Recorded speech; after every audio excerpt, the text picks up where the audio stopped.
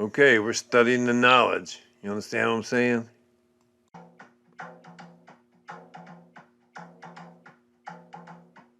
There's this interesting intersection in boxing theory where the change from offense to defense or defense to offense and timing and shot selection all come together in what we know as ring generalship. Excessive speed can catch up with an opponent's parries.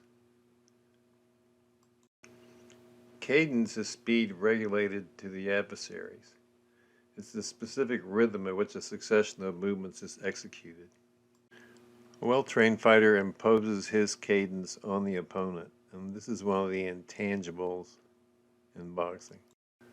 So, Georgie considered tempo to be psychological as much, maybe more than physical.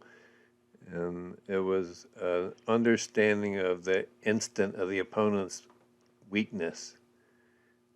And that's when you let the punch go. Georgie really didn't have words for this and didn't like to try to talk about it, but he did tell me that it was mental. Trying to make an established pro make a mistake. And this takes trickery or a deeper understanding of the timing. A shift in meter, like Elvin Jones. Back then, I have to confess, I didn't know what they were talking about, but Elvin Jones had played in jazz bands in Detroit, and Eddie Futch had seen him perform and was impressed by him. Detroit had all the nightclubs. This is where most of the musicians that were playing modern music, like in Charlie Parker's vein, you know, that the contemporaries of that. A lot of them were living in Detroit and playing around Detroit. And I wanted to be a part of that.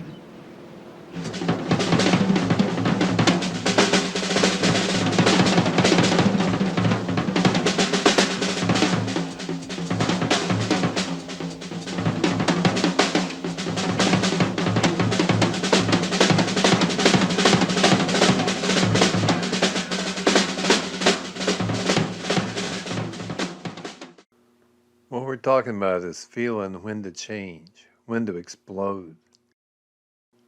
Okay, this brings us to shot selection. And you punch the opening in the flow. Always strike the place the opponent is not thinking about. So there's this mental game going on in the midst of a fight. Consideration of third and fourth order effects, Eddie Futch would say. The reflexes, the ability to stay relaxed and understand when an opponent's going to move to and meet them there. Don't go to sleep mentally and start doing patterns. This has got to be spontaneous. You know, elements of the game, setting traps and using your bag of tricks.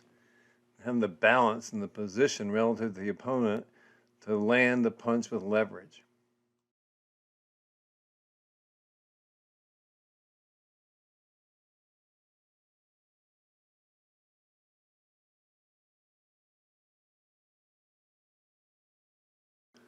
Georgie's ring IQ was very high, and he had a lot of fights.